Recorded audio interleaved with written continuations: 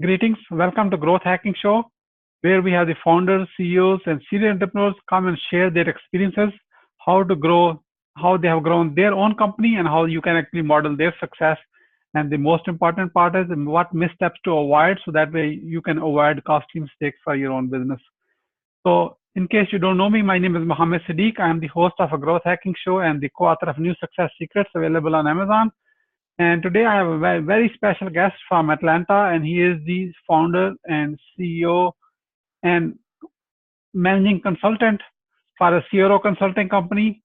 And they help small businesses and startups gain the same competitive edge what the Fortune 500 big companies have, not with the price what the big companies pay. In fact, that's how they actually sustain their business and grow and be resilient in their growth. And that's what you can get when you actually engage my guest and his team for your small business and our startup. In your case, please join me to give a warm welcome to Mark Peterson from Ceyero Consulting. Mark, welcome. Mr. Siddique, thank you for having me on your show. It's my pleasure. Let me start with this. Mark, where were you? What happened? Who you were surrounded with that inspired you to become a consultant to help small businesses and startups? Well, it's kind of a long journey. I started out as a consultant with Accenture and spent a number of years working with them as a strategy consultant, working with some of the biggest corporations in the world, packaged good companies. Did I lose you? No, we are good. Okay. With some of the largest companies in the world. And I got lured out to an Equifax spin-out where I spent a lot of time working with startups and small businesses. That spin-out was called ChoicePoint, which was a large data aggregator. And my role at the company was to try to figure out how to take small startup technology companies, modify their technology to work from a data perspective with the information that we had, and make them into B2B or B2C companies and grow them to a size that would have an impact on the company. That really sparked my interest in small businesses. After that, I launched my own company called Pride Rock Holdings. And Pride Rock was a biometrics company that competed in the space against some very big giants.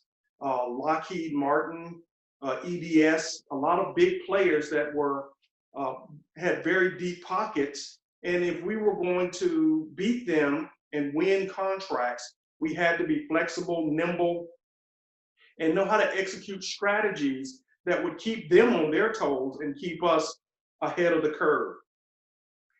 We grew that business to about a $20 million run rate, which over a 7 or 8 year period. Over that time, I learned an awful lot about how to compete against some of the largest players in the market. I then wrote a book called Gorillapreneur. And in that book, just like you would imagine, a guerrilla warrior has to take what the enemy gives them and turn that to an advantage. That's exactly what I had to do as a small business in taking on some of these large global companies like Lockheed and EDS. And so I tried to capture those learnings in the book Gorillapreneur and in my consulting practice with Ceyero Consulting. Great. Thank you so much. So you got years and years of a consulting experience. So when someone is, the client is lucky to have you on when they are actually working with you to grab all that experience and you give them the proven blueprint for their growth. Is that right? Right. Well, one of the things that I think I bring to the table that's unique is that I've been on both sides of the table. I've been in a large corporation as a consultant with the Accenture. I've been able to work with those big companies and know exactly how they operate. I've been an executive at a Fortune 500 company working in an incubator to help fund and grow small business and tech startups. I myself launched a tech startup and grew it to a substantial size. So I think I bring a lot of different experience to the table when helping companies figure out how to navigate from a strategy all the way through to operations in competing in spaces where they may bump into larger corporations. Thank you. Amazing. Mark, let's keep going. So what are the top 3 missteps to avoid to grow your business? Well, I think the first and biggest step is that companies don't develop a robust strategy. And when you don't have a strategy, it's like driving your car without having any gauges on the dash. So you don't know how fast you're going. You don't know if you have any gas. You don't know if the oil pressure is correct. And so companies will launch without knowing exactly what they're going to anticipate. When we developed our strategy for Pride Rock, we went through 15 iterations and sat down with many of the largest companies, their executive boards, and had them read through it and bounce ideas off of us to make sure that was a sound strategy that we could flex off of if we bumped into any problem. So that's problem number one. Problem number two is that there is rarely a good operational plan that includes having a board of advisors that helps you look out for milestones as you implement. The Small Business Association says most companies struggle to make it to 5 years in business. Those that have a board of advisors improve their chances threefold if they bring and have those kind of people involved with their business. And you'll see most of the time, small businesses do not have a board of advisors and they don't make it to 5 years in business. So that's big problem number two. And then the final problem is capital. When you don't have a strategy, you don't have that board of advisors, it's unlikely that you're going to have sat down and modeled out how much money you're going to need in order to launch this business. And that's one of the reasons why I wrote Guerrillapreneur, because as a guerrilla fighter, you know you don't have the money that a large army has, so you have to figure out ways to conserve your cash and invest it where you get the most impact. So a guerrilla fighter is not going to go invest money in uniforms. They're going to invest it in bullets. They're going to invest it in bombs, right? And so I teach small businesses that if you have money, it needs to be invested in your disruptive technology. My business, Pride Rock, we operated out of our garage well after we were generating $1 million in revenue, because we were taking every dollar we had and putting it back into the technology so that we could stay ahead of the large corporations. And those are 3 big mistakes that small businesses make and find that they often run into walls and have to close the doors before they reach their 5th anniversary. Yes, indeed, a very valuable lesson. Thank you so much for sharing. So now let's change the side of the table. So what are the top 3 success secrets for business growth to grow your business? What are just give it away, please. Top 3 success secrets. Well, I think the top 3 is kind of flex points off the bottom of the worst things.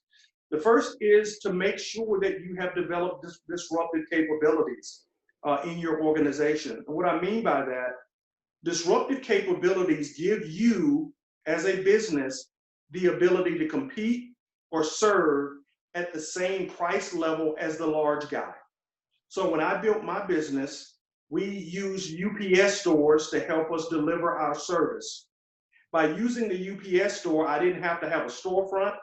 I didn't have to pay for labor.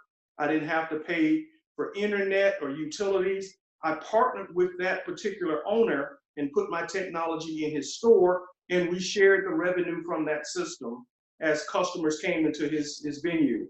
My competitors, Lockheed and EDS, they had their own storefronts. They put their own people in there. So their cost to serve was twice as high as mine. So I came up with disruptive technology that let me compete at a level and a price level and a service level that was better than the big guy. That gave me a real advantage. If you're not doing that as a small business, you're not preparing to win. You have to build disruptive capabilities within your organization. The second thing you need to do is invest in very good systems, a CRM system, a financial system. And there are very good tools out there that are free that let you keep track of the data that's coming in and out of your organization. As I mentioned earlier, If you don't have a dashboard that lets you know how fast your car is going, you're going to get a ticket. It's the same way with your small business. You have to have information that lets you know if you're making a profit, if you are making a profit of all the services that you are providing. Because a big mistake that a small business will make, they will assume the line outside their front door means they're making money. When most of the time, if you're overwhelmed by customers, you're probably not charging enough money. And so figuring out where the profit is and what the profit margin is extremely important.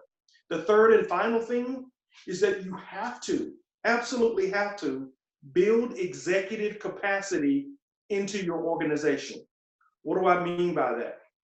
The top people in the organization have to have the time to be thinking about the next mountain that you got to climb.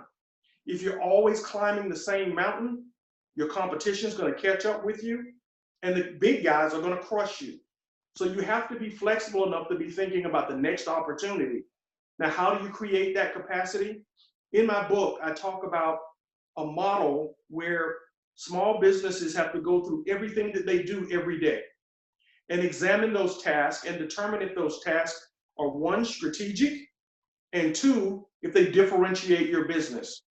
If they're not strategic and they don't differentiate them, you don't need to be doing them. Those are perfect things that you should outsource to a partner and tell that partner to do it as cheap as possible. So in my last startup, we needed a call center. We needed someone to pick up the phone, answer it, and give feedback to customers. I was not going to build that in my business. It didn't differentiate me. It wasn't strategic.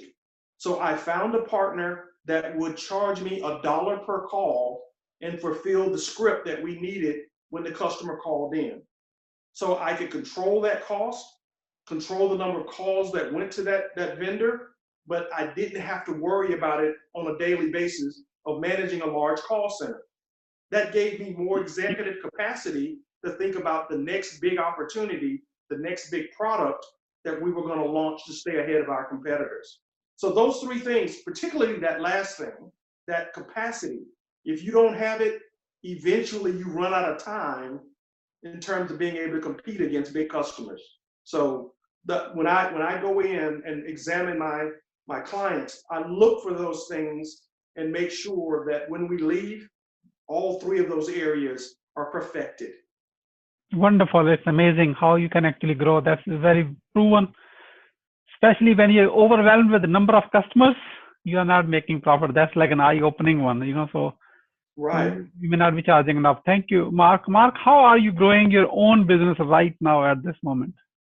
Well, we do a couple of different things at the consulting firm. My goal with the firm was to meet more disruptive companies and stay a boutique type of a consulting firm. So the way we do that is we have a number of different podcasts that talk about the customers and the problems that we solve. And that's a very good lead generator for the types of businesses that I want to stay engaged with. Every small business has to know their niche and know the market that they serve best. And by having these podcasts and promoting the podcast in places where I know founders listen, I'm able to be involved and work with some of the most effective disruptive technology in the industry. We also participate in conferences and speeches, and then I host a pitch contest of my own, which brings in a lot of very small, good startups that we award prizes to, and then offer consulting services to as they mature out of our contest. So those different ways that we market ourselves to the target audience that we want to be engaged with. Very creative, Mark. I can tell you so. So you get 10 out of 10 on growth strategies for your own business. Well, thank you. Yeah, we try to take a guerrilla approach. Absolutely. Mark, running a business is like ups and downs. There are highs and lows in a business. What keeps you going in a down moment? What keeps me going in a down moment is I go back to my strategy. and I look at what I have put there for my basic assumptions. And in those assumptions, I will always have signposts to tell me if that strategy is going good or bad. And if it's bad, that's an opportunity to go back and re-examine those assumptions and relaunch from that point. So there are a lot of very successful people, Warren Buffett, who had a business go bankrupt, and a lot of other executives like him who say, the best thing you can do is fail and be the first person to figure out why. And so when I'm failing, I love to go figure out why. And if I can figure out why before everyone else, that creates an opportunity for me. And I get excited by that. So I go back and look at those assumptions, see where my logic was off, correct that problem, and then I jump right back in with a lot of vigor. Wonderful, wonderful. Mark, the community of growth hacking show, the people who are watching it right now, how they can support you. They can support me if they want to reach out to us. Our website is Ceyero.com, Ceyero.com. They can learn about what we do by following our podcast. We have one called Gorillapreneur. We have one called Gigging, Everything in the Sharing Economy, and Career Coaching, X's and O's. So those three podcasts, the Career X's and O's, are my experiences working one-on-one with CEOs and helping them think through the problems they're facing with their startups. The Gigging, Everything in the Sharing Economy, is one where we talk about one of the areas that I love to consult in, which is the sharing economy, and how we can leverage that as a tool to compete against the giants. And there's some great examples of that. ZenFast in Ireland is competing head-to-head with FedEx and UPS using crowdsourcing to deliver packages. So small businesses can use the sharing economy to win. And then the last one, Gorillapreneur, is all about how do you beat the big guy. And so follow those podcasts or come to our website and they can learn a lot more about what we do at Ceyero Consulting. Thank you. Thank you. So you have seen the website, so go ahead and check it out, whatever is suitable to you, and say hello to Mark when you speak with him. Mention this, you came from Growth Hacking Show, this podcast. So Mark, as we're about to wrap up, what would you say as a final word? Well, I would say to everyone who's thinking about starting a business right now, today is the most exciting time in history to do it. Some of the traditional costs that have made it prohibitive to get into business are no longer there. You can reach millions of people through social media for fractions of the cost that it took just 10 years ago. So if you have an idea and you want to turn that idea into a business, find people like myself, read the New Success Secrets from the Growth Hacking book that you have, and take that and turn that into an opportunity to create wealth for yourself. It's the most exciting time to be alive, is right now trying to build a business. Thank you so much for plugging in my book inside. Thank you so much. Thank you, Mark Peterson, for sharing your wisdom with us today. On the behalf of Growth Hacking Show community and our entire team, we really appreciate you. This is Mohammed Siddique signing off from Atlanta. Wishing you good luck, good sales. I do hope our path cross again with another amazing guest. Until then, all best wishes. Thank you. Thank you so much.